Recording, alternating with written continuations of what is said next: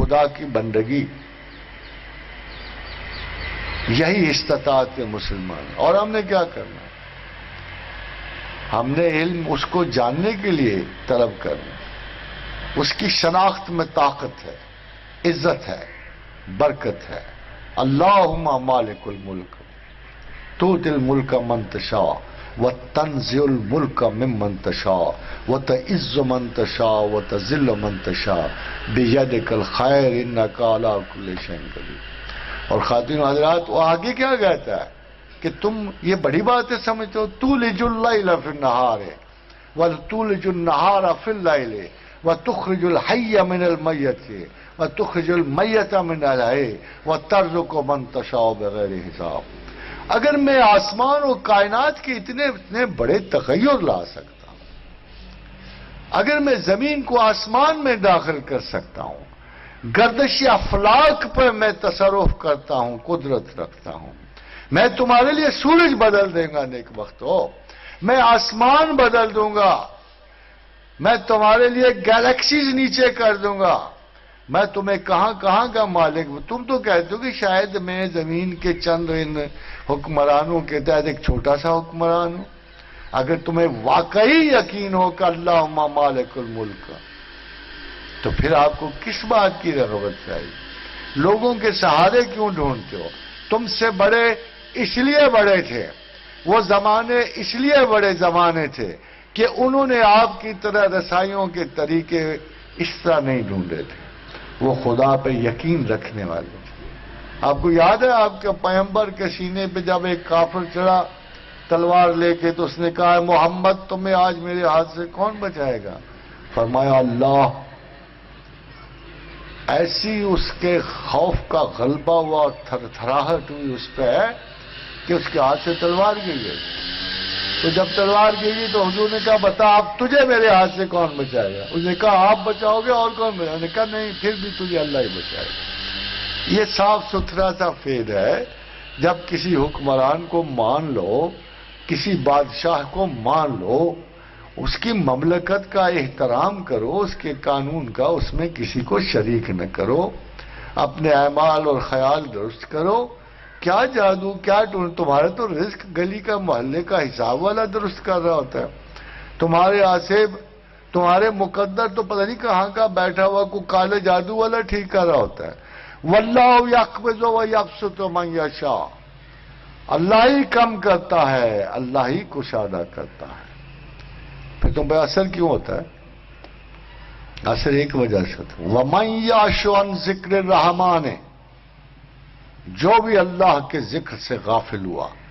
وَمَن یعش عن ذکر الرحمن نُقَیِّضْ لَهُ شیطان، اس پہ اللہ ایک شیطان کو اجازت دے دیتا ہے قبضہ کرنے کی. فَهُوَ لَهُ قَرِینٌ، وہ اس کے قریب ہو جاتا ہے. بھائی جب خدا کی یاد ہی نہیں، تم خدا کو جانتے ہی نہیں. خدا کی یاد کیا ہے؟ قرآن سے تھوڑی سی بڑی، نماز سے تھوڑی سی بڑی. ایک تو بہت سارے عالم مل کے آگے جو آپ تسبیح دیتے پھرتے ہو، ہم اعمال پہ یقین لگے. میں نے کہا یار میں تو کرتا ہوں، مگر میں تمہاری مانوں کہ اللہ کی مانوں جو قرآن میں لکھ بیٹھا ہے. اتلو ما اوحی الیک من الکتاب، کہ کتاب کی تلاوت کرو، اوامر اور نہیں سے آگہی پاؤ، کیا غلط ہے کیا صحیح تمہیں پتہ لگ جائے گا. اتلو ما اوحی الیک من الکتاب واقم الصلاۃ، نماز قائم کرو. ان الصلاۃ تنہا عن الفحشاء والمنکر، نماز تمہیں فحش اور منکر سے روک دے گی. بہرحال 5 وقت کا پڑھنے والا نماز خدا کا انکار تو نہیں نہ کرتا، وہ تمہیں انکار سے روک دے گی. وَلَذِكْرُ اللَّهِ اکبر، مگر ہماری یاد تو بہت بڑی بات ہے. دونوں کو پیرالل پہ رکھا نا، قرآن پڑھنے کو، نماز پڑھنے کو، مگر اپنی یاد کو کچھ زیادہ ہی رنگ لگا گیا. وَلَذِكْرُ اللَّهِ اکبر، مگر ہماری یاد تو بہت بڑی بات ہے. کیونکہ قرآن پڑھنے والے تو بہت ہیں، اتنے زیادہ ہیں کہ ہمیں ان پہ رشک آنا شروع ہو جاتا ہے. ہم کئی بار تباہ میں دعا مانگتا ہوں یا اللہ، اور کوئی توفیق تھوڑا کم کر لی ہوتی ہے، قرآن یاد کرنے کی زیادہ کر دی ہوتی، کم از کم یہ بھی تیری یاد کا تحفے میں اضافہ ہو جاتا. مگر اقبال بڑا طنز کرتا ہے، کہتا از غلام لذت قرآن مجو، غلام سے لذت قرآن مت طلب کر، گرچہ باشی حافظ قرآن مجو، چاہے وہ حافظ قرآن ہی کیوں نہ ہو، اس سے لذت قرآن مت طلب کر، اس نے ساری آیات کو غلامی کی آیات بنا دینا ہے۔ یہ ہمارے اسکولوں میں ہو رہا ہے۔ اب وہ غلامی تو نہیں نہ رہی، مگر ساری آیات سمیٹ سموٹ کے نہ اپنے اپنے اسکول کی جھولی میں ڈال۔ بس تمہارے اسکول تو بہت بڑے ہیں ماشاءاللہ، کسی سے کوئی اختلاف نہیں، ایک بندہ خدا بھی تو دکھا دو نا۔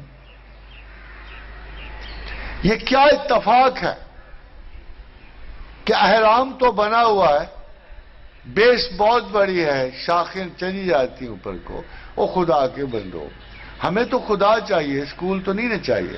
تم کسی اسکول سے ایک بندہ خدا دکھا دو جس کو دیکھ کے کہہ سکیں یہ اللہ کا محبوب ہے، اللہ کا بندہ۔ پہلے تھے نا، کسی کو شبہ ہے کہ حسین نہیں تھا، کسی مسلمان کو شبہ نہیں، کسی کو شبہ ہے کہ امام زین العابدین نہیں تھے نا، کسی کو شبہ ہے کہ خواجہ حسن بصری نہیں تھے، سارے کہتے ہیں امام تصوف تھے نا، کسی کو شبہ ہے کہ سیدنا شیخ عبد القادر جیلانی نہیں تھے نا۔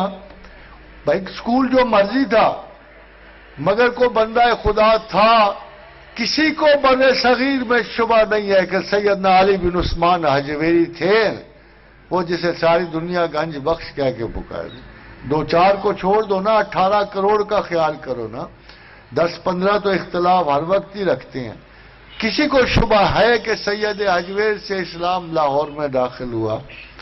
ہم جن کو جانتے ہیں، کسی نے خواجہ مہر علی سے ایک سوال پوچھا کہ یہ کیا اس آیت کا ترجمہ معنی ہو سکتا ہے، فَاذْكُرُونِي يَذْكُرْكُمْ وَاشْكُرُوا لِي وَلَا تَكْفُرُونَ، کہ ہمیں یاد کیا کرو، ہم تمہیں یاد کریں گے، ہم تمہاری یاد کا صلہ لوٹائیں گے، ہم ادھار نہیں چھوڑتے۔ اور دیکھو کفر نہ کرو، اللہ کو جانتے رہو، مانتے رہو، اور جاننا ماننا اس کی یاد سے ہے۔ تو یہ کہتے ہیں کہ جی ہم تو اسے یاد کرتے ہیں، اللہ ہمیں کیسے یاد کرتے؟ تو خواجہ نے کہا دیکھو یار بات سنو، کبھی تم نے دیکھا یہ ہزاروں لوگ کسی مزار پہ کیوں جا رہے ہوتے ہیں، تسبیحاں پڑھتے جا رہے ہوتے ہیں، ان کے گرد قرآن شریف پڑھ رہے ہوتے ہیں، ان کو بڑی محبت ان سے رکھتے ہیں، یہ خدا کی یاد۔ ویسے تو فسق و فجور تو سید حجویر کے مزار پر بھی ایک دفعہ شروع ہو گیا تھا، مگر ہم شاید زمانے میں اس قسم کی علامات کو ختم کرنے سے قاصر ہیں، اس لیے کہ پروردگار کا اصول ہے کہ چمک آئینے میں آتی نہیں ہے جب تک پیچھے زنگ نہ لگا ہوا۔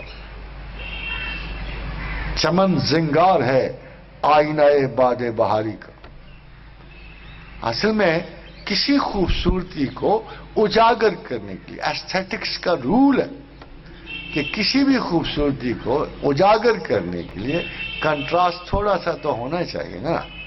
ڈارکنس میں روشنی زیادہ حسین لگتی ہے تو بدترین خلائق میں ہی کوئی حسن اخلاق والا چمکتا نہیں۔ اس لیے خداوند نے یہ ایک ایوریج رکھی ہوئی ہے، شر نے رہنا ہے، مگر افسوس ہے کہ آخر میں سارے ہی شر نے رہنا ہے، کیونکہ حضور سے پوچھا گیا قیامت کب قائم ہوگی؟ فرمایا جب زمین پہ ایک بھی اللہ اللہ کہنے والا نہیں رہے گا۔ لگتا ہے کہ ایوریجز بہت خراب ہونے والی آگے۔ خدا ہمیں توفیق دے ہم اس زمانے کو درست کر لیں، باقی رہ گئی نسلیں وہ ہماری فکر نہیں، وہ ہمارے رسول